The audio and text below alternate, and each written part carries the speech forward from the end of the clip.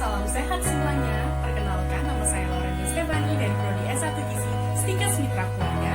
Dan pada hari ini saya akan melakukan praktikum mengenai sayur, buah, bumbu dan rempah, serta susu.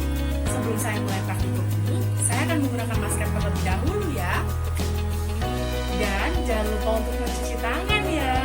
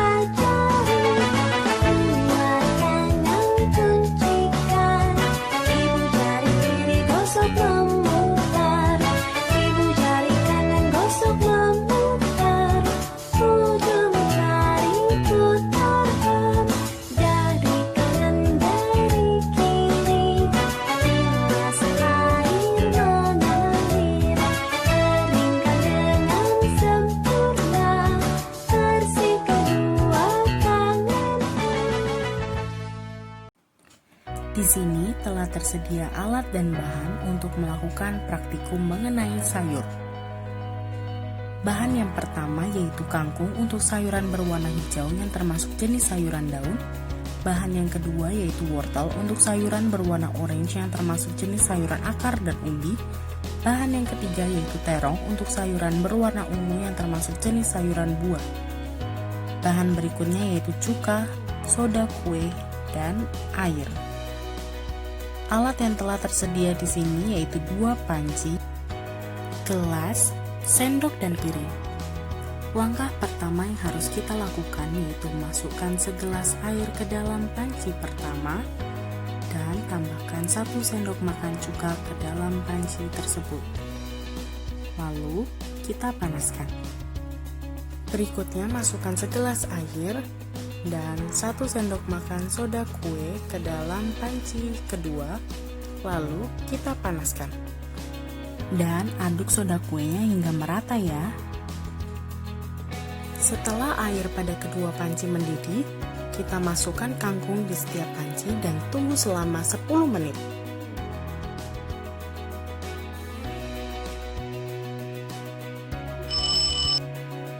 Di sini dapat kita lihat perubahan yang terjadi pada kangkung setelah direbus dengan cuka dan soda kue selama 10 menit.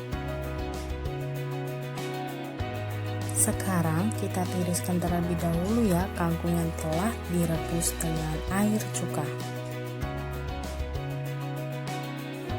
Kemudian tiriskan juga kangkung yang telah direbus dengan air soda kue.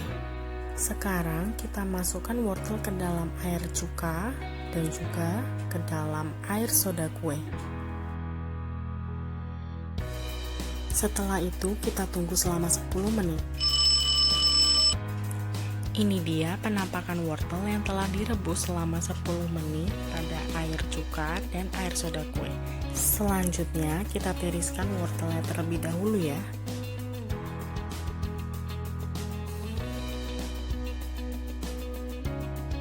Selanjutnya kita masukkan terong ke dalam air cuka dan air soda kue dan kita tunggu selama 10 menit. Ini dia penampakan dari terong yang telah direbus selama 10 menit dengan air cuka dan air soda kue. Kemudian kita tiriskan terlebih dahulu terongnya.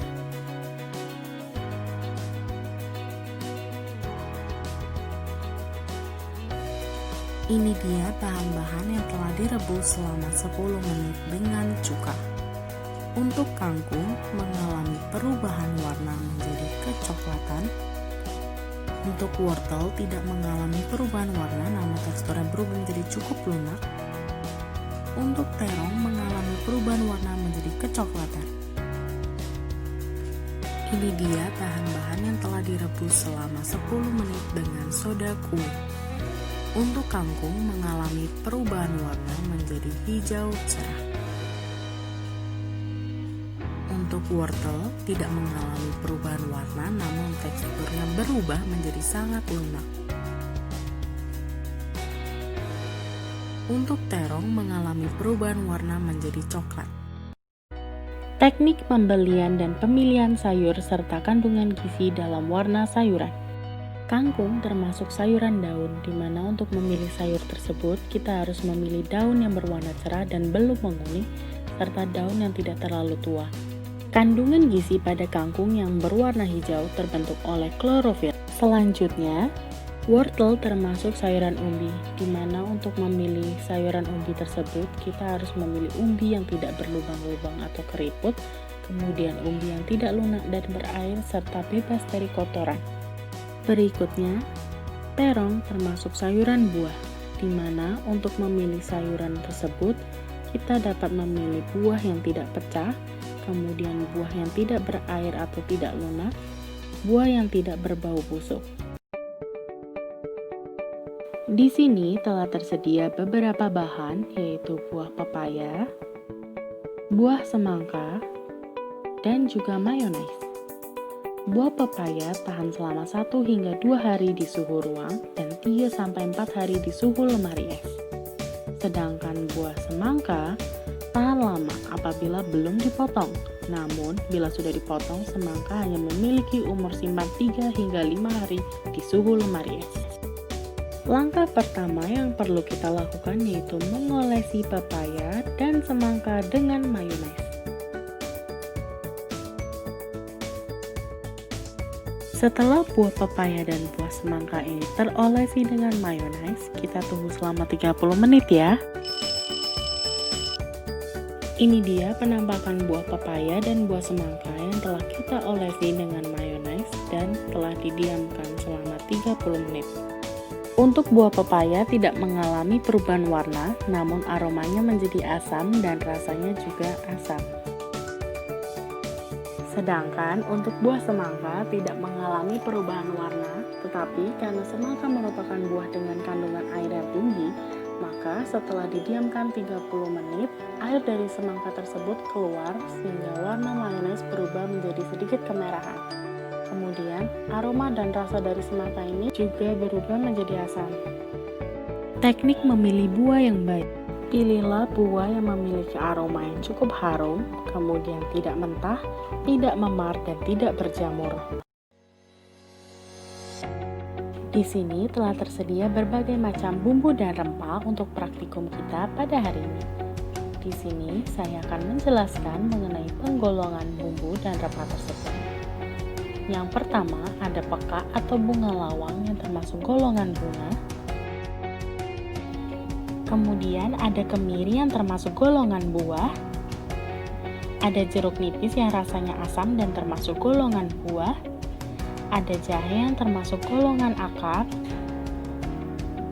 Ada laos atau lengkuas yang termasuk golongan akar. Ada daun bawang yang termasuk golongan daun. Ada ketumbar yang termasuk golongan biji buah. Ada wijen yang termasuk golongan biji buah. Ada bawang putih, bawang merah, dan juga bawang bombay yang termasuk golongan umbi lapis. Kemudian ada batang serai yang termasuk golongan batang. Fungsi dan kegunaan bumbu dan rempah. Yang pertama untuk memberi aroma pada makanan atau kue. Kedua, memberi rasa pada makanan seperti pedas dan asam. Yang ketiga, memberi warna pada makanan seperti merah dan kuning. Yang keempat, sebagai garnish. Yang kelima, untuk merangsang nafsu makan. Dan yang keenam, untuk campuran ramuan jamu. Di sini telah tersedia susu UHT full cream dan 2 wadah plastik untuk praktikum mengenai susu pada hari ini. Langkah pertama yang perlu kita lakukan yaitu menuangkan susu tersebut ke 2 wadah plastik ini. Susu ini berwarna putih, beraroma khas susu, memiliki rasa yang manis, dan tidak terdapat endapan.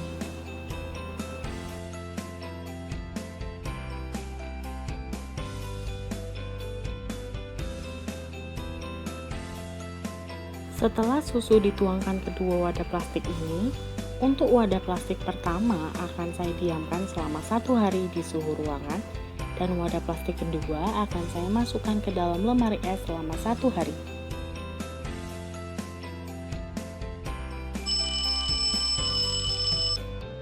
Ini dia penampakan susu UHT full cream setelah didiamkan selama 1 hari di suhu ruang dan di suhu lemari es. Untuk susu yang telah didiamkan selama 1 hari di suhu lemari es, karakteristik fisiknya yaitu berwarna putih, beraroma khas susu, memiliki rasa yang manis dan tidak ada endapan yang berarti susu masih layak untuk dikonsumsi. Sedangkan untuk susu yang telah didiamkan selama 1 hari di suhu ruang, karakteristik fisiknya yaitu berwarna putih sedikit kekuningan, beraroma sedikit asam, memiliki rasa yang asam, dan terdapat gumpalan atau endapan yang berarti susu tidak layak untuk dikonsumsi karena telah mengalami kerusakan. Susu UHT atau Ultra High Temperature menurut Roswita Sari tahun 2012 adalah susu segar yang diolah menggunakan pemanasan dengan suhu tinggi dan dalam waktu yang sangat singkat untuk membunuh seluruh mikroba sehingga memiliki mutu yang sangat baik. Menurut Winarno tahun 2004, faktor yang mempengaruhi kerusakan pada susu yang pertama yaitu pertumbuhan dan aktivitas mikroba, kedua aktivitas enzim di dalam susu, ketiga suhu, keempat kadar air, kelima oksigen, keenam sinar matahari, ketujuh jangka waktu penyimpanan. Bau busuk pada susu dapat disebabkan oleh pertumbuhan bakteri pemecah protein menjadi senyawa-senyawa berbau busuk. Menurut Rahimah tahun 2011, adanya perubahan rasa pada susu menjadi asam disebabkan oleh pertumbuhan bakteri pembentuk asam, terutama bakteri asam laktat dan bakteri E. coli. Bakteri asam laktat dan E. coli dalam susu akan memfermentasikan laktosa menjadi asam laktat sehingga rasa susu menjadi asam. Proses tersebut akan berlanjut di mana asam laktat akan membuat kasein menggumpal melalui proses koagulasi. Hal ini memungkinkan gejala kerusakan yang ditandai dengan perubahan rasa menjadi asam diikuti dengan terbentuknya gumpalan pada susu. Penggumpalan pada susu disebabkan oleh pemecahan protein susu oleh bakteri pemecah protein.